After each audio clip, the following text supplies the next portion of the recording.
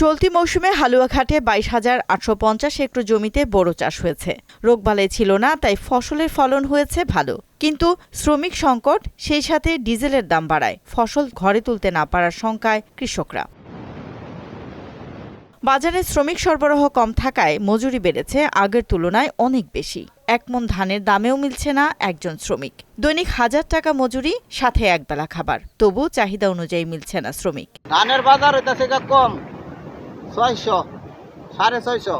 On কামলার বাজার হইতাছে 900, 1000। On তো আমরা তো পুষাইতেছে না। 2 মণ ধান বেচিয়া একটা টাইম করতে হয়। কৃষকের একটা জমির দাম হয় মতো 6 মণ থেকে 5 মণ থেকে 6 মণ। এখন আর যে খরচগুলো আছে তাহলে কিভাবে কৃষক চলবে?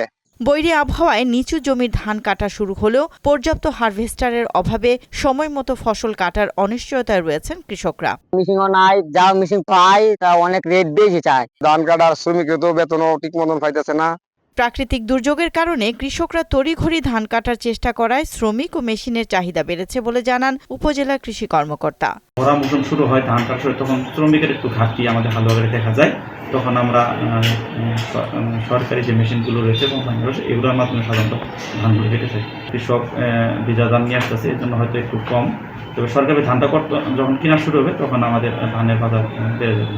দ্রুত সমস্যার সমাধান হবে, মুখে ফুটবে সুখের হাসি, এই আশায় কৃষকরা। ডলি বিনতে মনোয়ারা, মোহনা সংবাদ।